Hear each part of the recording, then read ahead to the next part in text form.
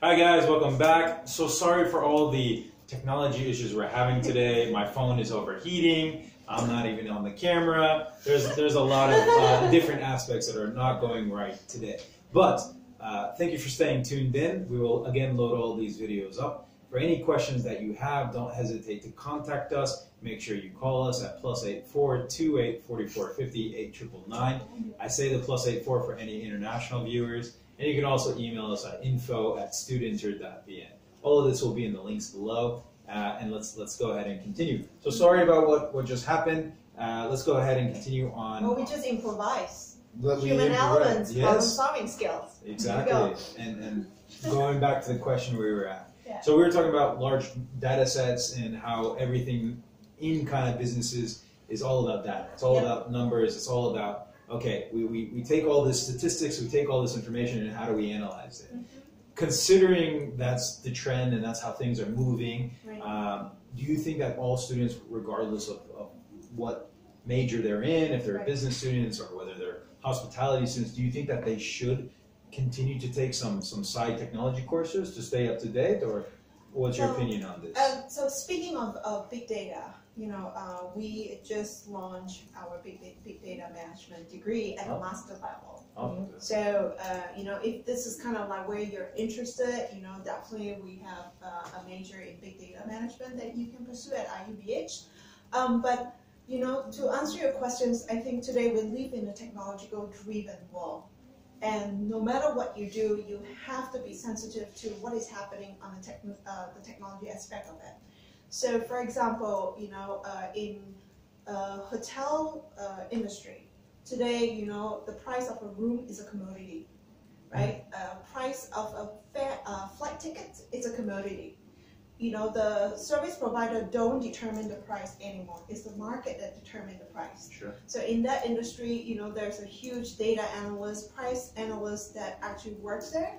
And a lot of times they hire students, even if you don't come from statistic background. They might take a business students that work in that environment, and they have the software and they support you on how to do it. So yes, I think not necessarily like everybody has to know how to do programming. Not everybody needs to understand how to do statistical, analytical, programming stuff. But I think being aware of technology, not afraid to learn new technology is important.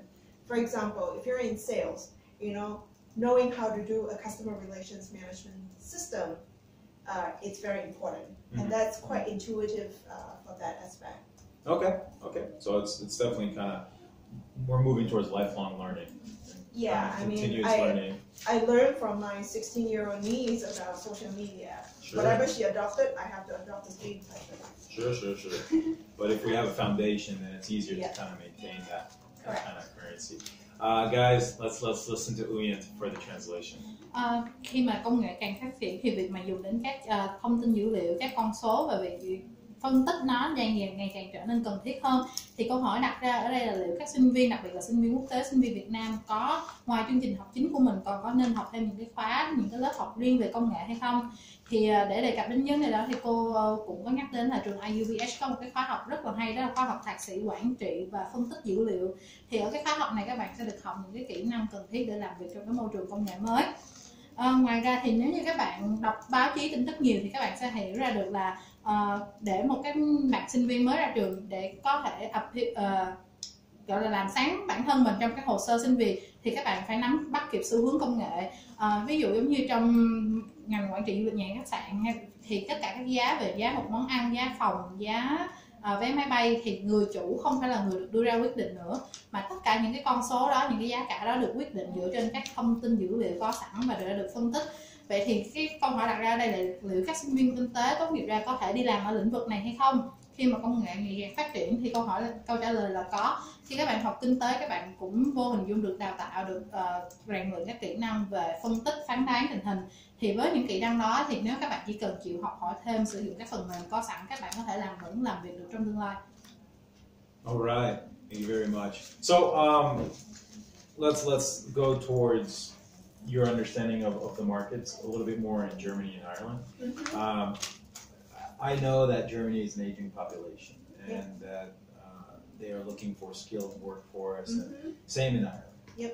what are some of those core skills that employers are looking for in Germany and in Ireland? Well, you know, so I kind of want to bring it back to like, you know, like if you take Berlin as an example, is a startup hub. Technology companies are setting up businesses in Berlin, and it draws a lot of young people to move to Berlin as well.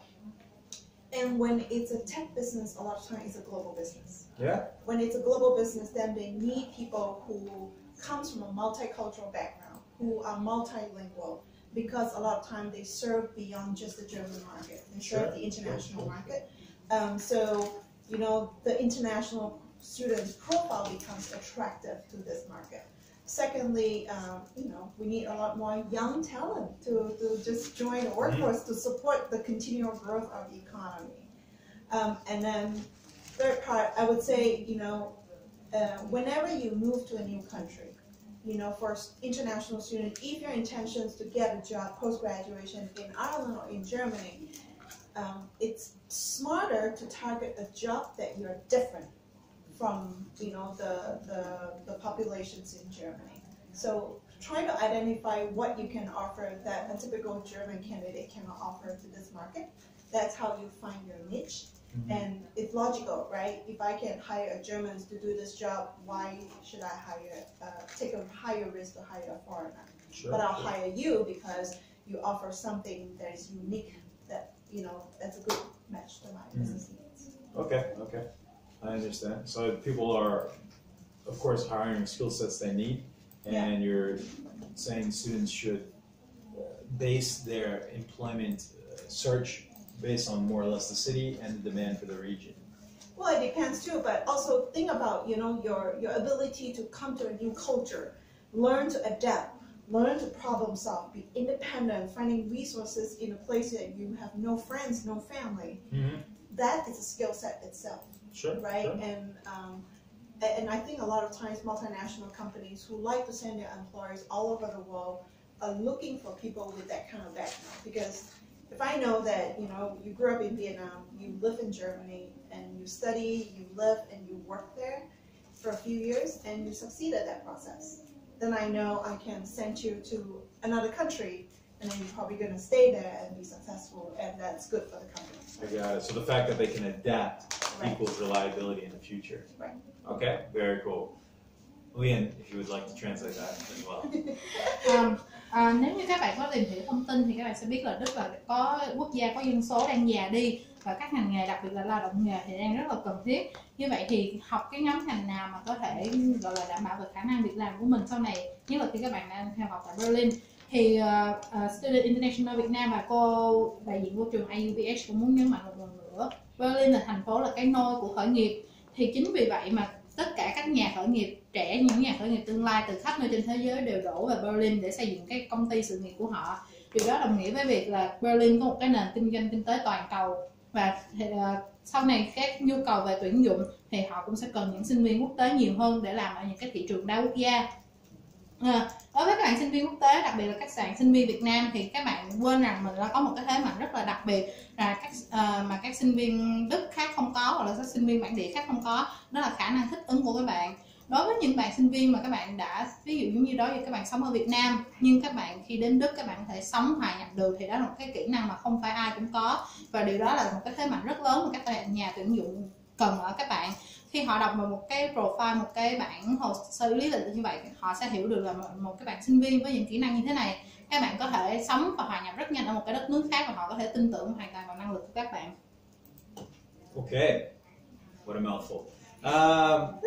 So let's talk about the new campus, Ireland. You opened up 2 centers, right? Dublin and Killarney? Yeah, we're going to have campus in Dublin, mainly for the master programs. Okay, okay. And then in Killarney, which is like a more like a southern side of the island, that we're going to offer a hotel and restaurant management program at the bachelor level. Oh, very nice. Yeah.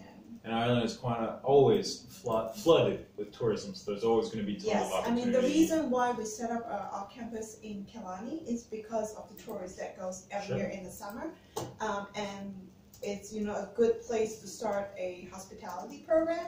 and then we have a contract with local companies in that area so that they will hire our students for in our program. Great. So Does that company also help them with internships? Yeah, no. So like when we accept the students into our Ireland bachelor program, we guarantee an internship every summer. So that's very attractive. And for Dublin, you know, it's also really good for the master students. As you know, Ireland is the only English-speaking country left in the EU after Brexit. So there are companies that are moving to Ireland so that they can remain in EU. That itself drive economic growth and opportunities for our students as well. You're exactly right. That actually leads me, or that was my next question, considering Brexit and the fact that UK has now left it, what opportunities are now happening in Dublin, and you're exactly right. And I mean, you know, speaking of Germany and Ireland, it does offer a very attractive post-graduation visa extension as well. Right, so if a student graduated in Germany, then you get 18 months of stay back options after you graduate. And in Ireland, if you have a bachelor degree, then you get a 12 months of post-graduation visa extension, and a master student get 2 years. Wow. So, you know, that offer a pretty good period of time for students to find a job, work, and then eventually open up to, you know, a longer term of staying post-graduation. Sure. And if maybe they don't stay, then there's possibilities of expanding throughout the world. But at the end of the day, for Vietnamese students, what I see as an opportunity is that you want options. Yeah. Right? So when you graduated, then you have the options to either stay and work in Europe, or if not, you think that it's better career advancement, quicker for you to come back to Vietnam, you have that opportunity. But with your international experience, then you potentially also ended up working in a very international business environment. That in the long term, maybe you'll go somewhere else. I kind of see that, you know, that is kind of like a pattern to build a global career. Yeah. That's a great statement, And Vietnamese, as we know, are very ambitious. There's Vietnamese now all over the world. Which I think is a similarity in terms of competitiveness. I think Vietnamese are very competitive, so is German. Yeah, of course. Maybe so that's it would be a good match. Oh, very good. Before we finish with the last few questions, we'll go ahead and have Huy translate these last parts. Ở phần tiếp theo thì Student International Việt Nam và IUBH muốn nói đến cái học sở mới được mở tại ở phía Nam Ireland. Thì phía Nam Ireland là một cái địa điểm thu hút khách du lịch rất là nổi tiếng. Chính vì vậy mà trường đã quyết định xây dựng một cái học sở ngay tại đó. Với chương trình đào tạo cử nhân về quản trị nhà hàng du lịch khách sạn, trường có những cái mối liên hệ, những cái hợp đồng với các công ty ngay tại địa phương, và chính vì vậy trường sẽ đảm bảo cho tất cả các bạn sinh viên theo học ngành cử nhân quản trị du lịch nhà hàng khách sạn sẽ có kỳ thực tập hưởng lương trong hè. Một cái điểm nhấn mạnh nữa, một cái thế mạnh tại Ireland cũng giống như những cái cơ sở học sở của trường tại đất nước này, thì sau sự kiện Brexit, Ireland là quốc gia còn lại duy nhất trong EU sử dụng tiếng Anh. Điều đó đồng nghĩa với việc là các công ty ba quốc gia hiện giờ sau sự kiện Brexit họ đã bắt đầu di chuyển đến Ireland để bắt đầu tiếp tục cái công việc của họ. Điều đó cũng nói lên là các bạn sẽ có cơ hội việc làm rất là nhiều. Ngoài ra ở Ireland, đối với các bạn sinh viên quốc tế tốt nghiệp chương trình cử nhân, các bạn sẽ có 12 tháng được ở lại Ireland để làm việc. Còn đối với các master chương trình thạc sĩ, các bạn sẽ có cơ hội là ở lại lên đến 2 năm. Đối với cái khoảng thời gian rất là dài này thì đây là cái cơ hội lớn cho nhiều bạn có thể tìm kiếm được việc làm ngay tại quốc gia này, ngay tại châu Âu. Thì ở một cái tầm nhìn xa khác thì các bạn sẽ có cơ hội được với cái công việc vững, thì các bạn có thể có cơ hội ở lại lâu dài hơn và mở rộng tương lai của mình hơn. Awesome. Thank you very much. So last few questions for you. Considering how students want to know what type of success they can have. Right. Do you know of any notable Vietnamese alumni from IUBH, or just any notable alumni from IUBH in general? Let's see. I personally, I've got connected with some of our alums. Melissa last year received the award of Best Professional Development in the industry. In hospitality industry, every year in Germany, they recognize successful professionals. So Melissa has received the award last year, and consistently I know at IUBH alums has consistently received the awards in that industry specifically. Personally, I'm sorry, I personally don't know any Vietnamese alum right now. So yeah. But that's not to say that there is not going to be Vietnamese alumni, because you have Vietnamese students on campus No, now. we have campus. We have Vietnamese students, and in fact, I think one of our students are in actually our brochures are from Vietnam. Miss Chan, she's studying a master in international management right now. Oh, fantastic! It could be you guys, the next international notable alumni. Well, I mean, it's what I'm looking for really, and that's what I'm excited about coming to Vietnam. Is the potential that I see in the young people. It's very ambitious, very determined, and I know Vietnamese to be very hardworking. Yeah. And I see also with your rising economy, I'm pretty sure in a couple of years we'll see some very successful alums coming out from IUBH. Of course. Definitely. Well, thank you so much, and let's go with the last personal question and opinion question. If you had to go back and study today, and if you had to go back and study at IUBH, maybe for a master's program, what would you be taking right now? I think I'll do business. I'll do either international. Well, are you talking about going back to do my bachelor or doing my master's? What would you do for your master's? Let's go that way. Personally, I would do a master in international management. Or I'll do an MBA. An MBA. Yeah. Okay. It has never shifted. I've worked in global education for about 10 years, and I've always worked for business school. I think it's my personal interest to do business and connect, from the business aspect. So, and again, going back to my question, it really depends on your personal preference. I know myself to be not a technological person. I love technology, but I'm only good at using them. I'm not the person that developed them, but I'm a really good person in relations management, in connecting with people, in connecting what consumers are looking for, what a customer is looking for, and then match them with a product that can satisfy them. And then also, building relationship with our partners, understand their need and build the business together, and that's my strength. And I think, international management or MBA will probably be the area that of my personal choice. Awesome, thank you so much. And personally, I would choose to study in Germany because there's a lot of things that I enjoy about living in Germany. There are parks everywhere.